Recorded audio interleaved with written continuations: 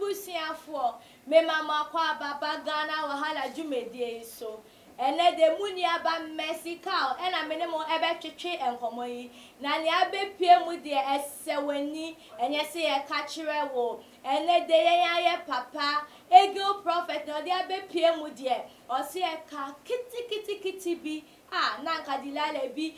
yi no e de na bofom na so me de mintimi ntro se dilale yi etimi yi ni bofom ana so timi ginaye mi twa me ho aba ni adom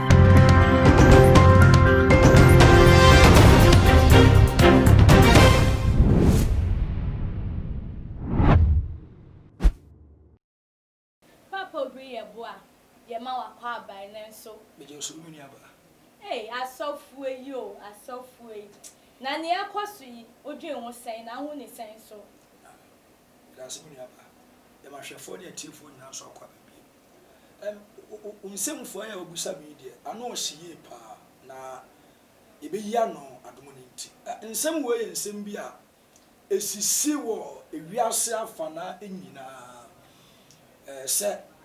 obema ene oba nkita hodie se ene menye weyi na agi weyi no eye ade bi a esisi bebre esi wo adwuma mu esi wo yan offices akwantuo mu ba bi bebre na adidia na ne aba asofo so bisa me a because sansem we de ade bi a yetete bi yehu bi ebi fefefe ye ho ne ade a yade a ekoso ewo na me adwuma na de letimi tisi asofo mu sa se na wo si kan yo me da se bi on se ya nhwa ye nua be ma Joseph on se Joseph oyo osofo ni ya ye be ka se esi e wo Joseph ne penso enti se esi wo Joseph ne penso de a likely say ye penso nso e be si because Bible no say onankopon oye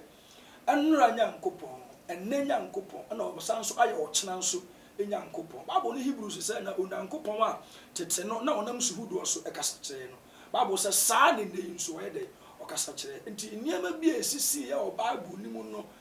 efa ensohwe ho ne ade eneyi ebetimi atoye because ye hwe ye nua ba ma Joseph a ono no esiye eto no bra owura Potiphar fie Potiphar ye say Joseph sa woni me da me you say Joseph ka kire ne say da bi me master ana me wura odi bibia ofia bia e dia ma me nso wonko de onfa wanye de onfa wa ma me enti say asofo ene maaya nkita hudie a omani na won so na nso ebetimi asie ne de e yade atwere ne mu esi asofo me menti bibia asi o menti bibia asi wa ha se osofo a onyame onkonko ti wo mu na nyame di wesi asafo ano se di omani mu na dachi bi omanya nkwaje na wotimi borue mu ebo motode how possible okay on say onyame ho se obi wo Yesu mu a oya abode afoforo kane ne amadada nyina ayede etwe but let's not also forget sin Kristo ogiye no wangiye nipadua ogiye nso ye so no ana ye kwa kubu ho akontae de ache onankopon nti wagi so ne de but nipadua we de da so ye de ya nipadua nti usha Paul kan o se na moma ya nkasa ya mfa osuro ani ahopopo anye kra nkwaje ehu adwuma o kan bi o se na me if I finish preaching to you the gospel, I put myself under a severe scrutiny or subjection so that I Paul, will never and ever be a castaway. And intino, you was sat, Hong Kong to Mudia, and Miss Sumu Mudia, and Sunni Padia Wadia. A gusu a nipadia. Unama and Unamu money dear. We are there, a befre. It's in the pediani their feelings, woman. Papa. Feelings will move part to the extent of so phobia betting falling. Oh, you nipa. On man home choir. Sadia ni banner on my own choir. Ubetin ya shash. I'm a dear now, but oh, so my own choir. What shall I say? And I then a team more she easy, sir, because near cost they are so for my benny na tissue. Senior musika ni wa share Niger gaze dia ba ye wa share asofo ni mu bebre ego dia ya okay nyina chese fall ni dia mo fall pa on se Matthew chapter 4 on sam ko Yesu che ka che se wona wo se wo na nkopon ba dan obuo yi dia ya pa ene ye one wie ye no na ode ne call be potent so pinnacle no so na oda ewiase niam adi nyina de ye de kire no se oba koto asore me a di wiase mu niam nyina ba ye de ebema ene ye na matu on se ena enipa a perepa hunyade oyo sofo but all perepa hunyade enkanya bone but e kwa ya fa so a ye nya hunyade no eni nti ene ewie ye sa nsohwe no eni nti se oye na dwen se ade na open ne nsa be kan ko ade a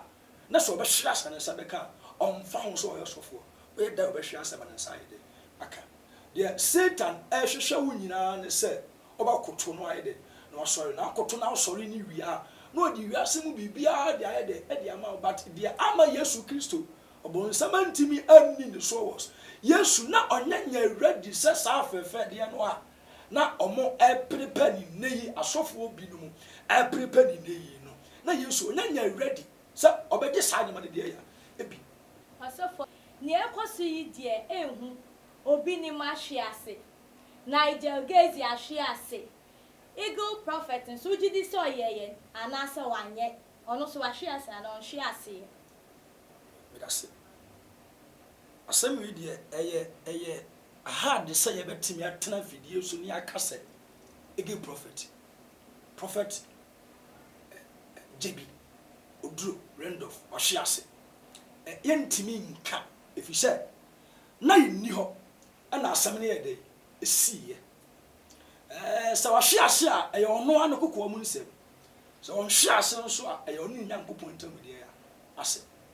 na asofo den e won ban hu a che se asofo kuku dam we nyina timi folisa aye wo evidence with naked pictures then aye ba ma timi banisa hwe Genesis chapter 2 verse 17 osina mfitiase no onyankopon eye obema ene oba so na se nti ena onyankopon ka se oberima beja na ja ene ne na ho ode no ho akwa na ere ho ne firi on omonya baako omonya mienu mo ya honam de ya baako ne onyankopon ka mo nipa bi anye de entity ene nti ebra onyankopon bo Adam wieye no pe se ode ne ho kani ebre no se ne be ya betimi afofo de otinyame asema waka afa koroye ni se nipa baako ni kwaso no nkwan de etabo muti owie no ene oyi Adam mfempade ba ko no de ene odi bo oba na ohome nkwa ho me de egu on Bible say bra Adam be hu ye no onhye oba ho e de efe o se wei aya me hunamu de ya ona bi dompe mu de ya dompe na we na be fe de ya oba that means that a maye abodie bia e wona mimu a omo no they were specially created by God onankopon sheda na eto ombo ase na we de na o minimum eni nti amade omo ho fe ye no omo ne didwuma no ujitum so mo ho ye fe mi na ba na se o tie ho fe papa ujitum pa so mo ye fe na no ani mo weakness eno ani mo ahwiase enya no enya no na di ahwiase na ya ko sa temptation bi mu ko sa o ha oni omo sa o hwe eho wa ahwiase da tie mi o ebere bi me ba bi mu nidi me ka de be se asem so me ba bi mu nidi o asem agusa mi enti a me kasa me ba bi me be se me bondi o tempte o de se me ka me wo fia ono babo o mipu o se papa ma taade bi amomo na me pesa me beto ataade na wo fie so otibie ewia na wo fie na beto na ataade tell you mbe so omo ya ye hu asofo mu hwe yo na mba omo ba de omo hu ya ye hu ba me temi ho ya akokora ehwe mi TV kakra change one Saturday bi me be siesie me ho na ma visit na Sunday ya sore ti oba no pa so no so be kwadwuma eno ka say na me na ma pa ba bi kwa ma ne te me na me sponsor said the papa no mo ya na obi a obeto atade no obaaye no baby a okoto ye ene baby a me mete a wadane ne ho a oto atade no se mampia me ye nipa ti wa nhwe ya mentimi nyina ti na o se bibi sa asampa na me ka chi obutu ye obu eti na hu bibia na se me hu ye no ana bi mi bi ujane for life Joseph because Bible said let us flee okay adwamai nso hye ya asemo ya nyina ho no mo nhwam nya yi o Daddy. no flee tale too many content eti ye nyina to ye entu ya ne den me ebi ato me da okay ani shanka nyankopon se me dwane okay enti se ya papa ige prophet e ka sansem wo ya e nsama isisi pa na unji ndi se anke hu ya se bi anko de betudwa ana butaye papa bi nti ode sa asem yi bedwa because bebre ka se adenti no yes ana ope fame ana so person gini di ana se den hu nti no de sa asem yi betudwa inu baba me ka se mo se de wo aka ne bia osu de ahwase patasi na me ka se mo yi se papa no nsem a ode betu dwa yi media misusu se na adwen mu no bia na opese oman nipa aniba wo ho so ni fellow asofo a omu nyina wo adwuma ni mu no ani ye de aniba wo ho so because oni minisi won etodo bi a ho o yosofo a ho timi ba bedum pempenso bi se your member can offer you money say ene ne na sabi and the members asem na preaching en kom timu ana amfa ho sa obi aba because of sanya wo kala sitie sa obi aba sanya wo tinti sitie ti wa sa ye den sa on say David ka asem bi se onankopon dominant ana ode enkwa wo sane wo sra aye de asra me na ne say nti ema ebe do me enti natural nti e wo say mba be chesi asofo when you are anointed women will come after you na sa na toto mba no se mba asofo no so sa na toto e wo ma me ka se bi kire hwe the Bible school ba bi Moscow bi di e bishop bi be preach ye obi teach ye na o teach na no se dako na o a fellow woman bi a ono say woman of God mami yo gaseous bomba the mami bomba ye do fin share mami we holy that ba so le bomba shem come on marry but oba ni punu mu no oba ni mie e punu no se onima de kodie nti a obegina punu echi a obom a onye de omie enti papa no ankasa de force na opia punu na pe onkosha odifu ba no a oba so le nkom hye kaborobo se jensenchene na dade na oba bi anipa bi adanka na yetu okoya ya na yefo obi ni na yefo enti etoto ansa na so akoya enti asu etoto asofo etoto obia wa mu oni an ene etoto obia etoto asofo enti asofo na mama ya hwe ye ho yie na ye papa ye di ye asem yi bekọ awie yi me pese wo kire mu se ne ebe ya ye papa no ma asofo no betimi edwane sa temptation ya eye mba e de bro ma akwa mu no me ka asem we e de atu asofo nyame adwumayefo obi bia nyame afre no a na me de ni ye adwuma awie mere mu se yan hwe na ye hu se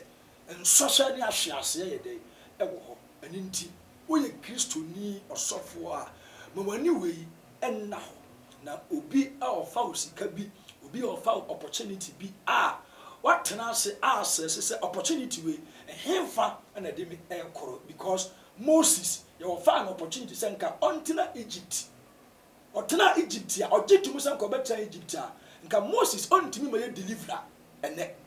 esan se Moses refuse so obetena Egypt nti enne Moses timi di Israel for every Egypt eko bosade ya assassin de ya eso eni nti moma ya nhwe yie na opportunity bi eba yɛmfa yɛn nsɛm yɛnu we engrab opportunity bi at all cost eba saa ɛde wɔ haw ɛne amane me number a obia betimi afrɛ me esi so eni ɛyɛ 0246 426375 0246 426375 asɔre din the Covenant Prayer Chapel worldwide. Ayo too much etiefoɔ ne ahwɛfoɔ aha ɛna mede mu besi da sɛ na yɛbɛsa ahyia.